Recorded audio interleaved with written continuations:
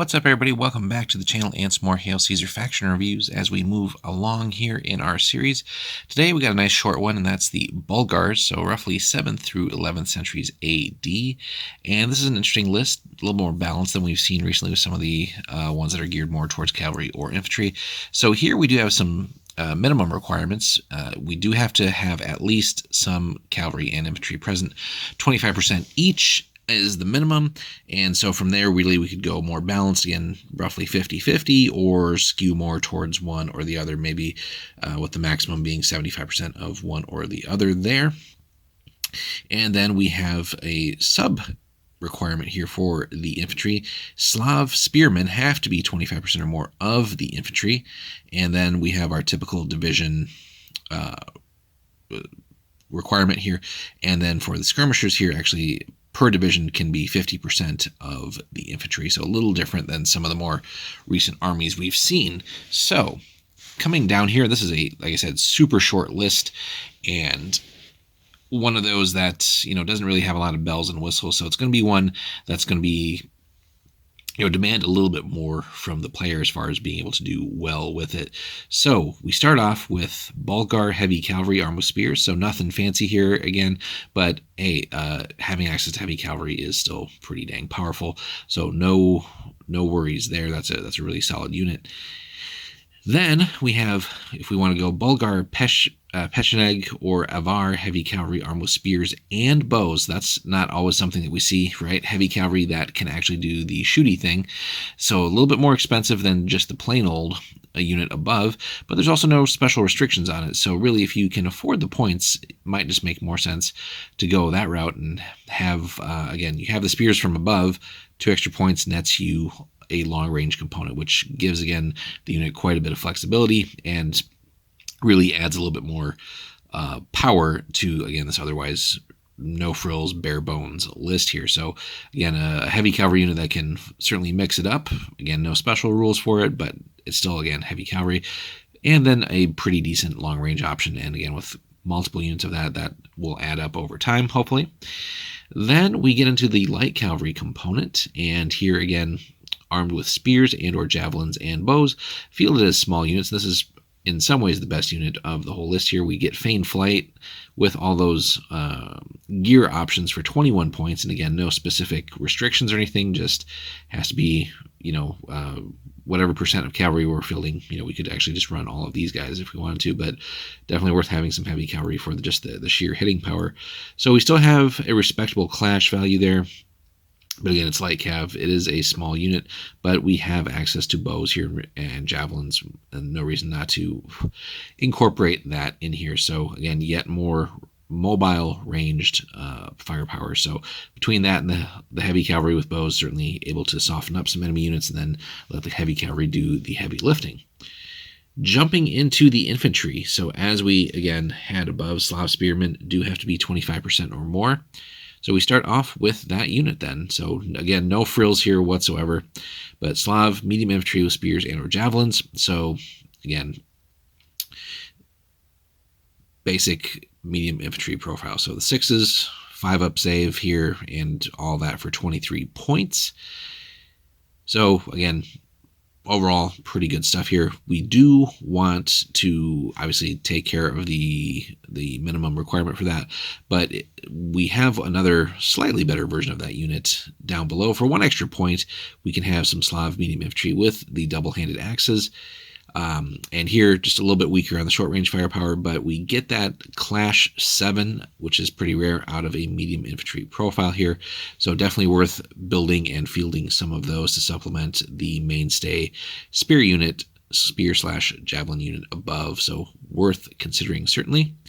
And then we get a little bit more in the range department to actually back up what the more mobile component of the army is doing here. So just straight on decent or full-size archer unit here, light infantry. Again, these guys are not meant to get into hand-to-hand, but that gives us a actual 3 for the long range, and that's at that typical 20-point threshold there. So definitely worth considering incorporating some of that as well. So for such a small list, you know, most of these units, was about roughly half actually, have access to long-range shooting. So that's actually pretty powerful and should be exploited, and that pretty much most of your units should be shooting the hell out of the opposition, so that the heavy lifters, again, the heavy cavalry, can definitely get the best possible charges off and start punching holes in the enemy, and then letting the infantry follow up and do their thing and engage with an advantage on units that enemy units that should already have some damage on them, so that they can break easier.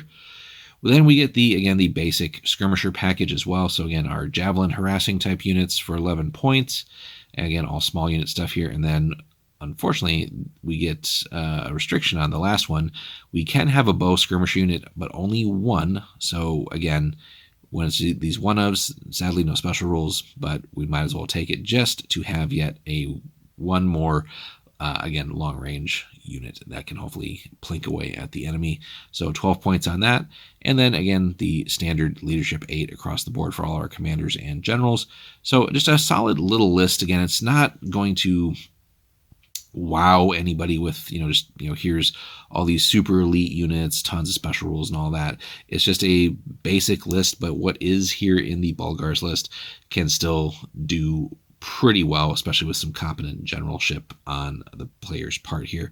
So, exploit the strengths of this. You have decent cavalry. You don't need, all the fancy cavalry units that some of the other armies can field. Just heavy cavalry can still get it done, especially when they can also somewhat double as archers.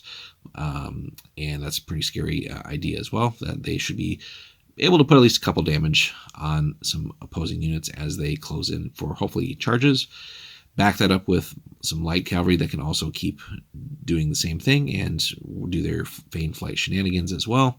And then just solid medium infantry with a kind of a quirky unit that we haven't really seen in the form of the double-handed axes, just to get that actual Clash 7 out of a medium unit. So if you run tons and tons of the heavy cavalry, you're going to have a pretty tanky mobile component to the list. Then again, somewhat squishier with the medium infantry, but that is what it is. But if you're exploiting with cavalry and all the shooting can do, hopefully the infantry will last enough to finish up things there.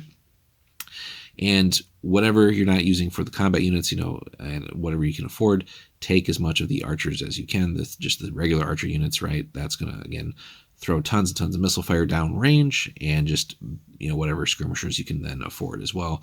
And again, leadership 8 is the standard. So using, just competent generalship, again, this list should be one that can actually surprise some opponents, but again, might struggle with some of the more powerhouse lists and factions that are out there that are contemporaries of them.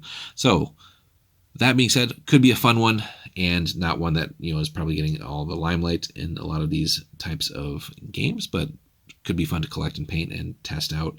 But let me know what you guys think about the Bulgars. Have you fielded this specifically for Hail Caesar and had any successes or struggles? And how did you go with your list? Did you really go lean heavily on more of the cavalry or the infantry, or did you go more balanced? I'd probably advocate for more of the balanced on this one, although it could be fun to just go all in on one or the other, but probably leaning towards the cavalry component, specifically just for tons and tons of heavy cavalry. But again, with it being such a small list, there's still some flexibility there. But let us know in the comments, guys, what you think of the Bulgars, and if you maybe tried them for like a different system or anything, but ideally for Hail Caesar here. But we'll be continuing on. We're going to actually take a trip over to Tang, China in the next faction. That's a large list, so that'll be a longer video. But hit like and subscribe, guys. Drop some comments. And if you're going to pick up anything for Hail Caesar or anything else Warlord, check out the link in the description. Anything you pick up through there helps support the channel. Appreciate everybody who does that. Stay safe, and we will see you guys in the next one.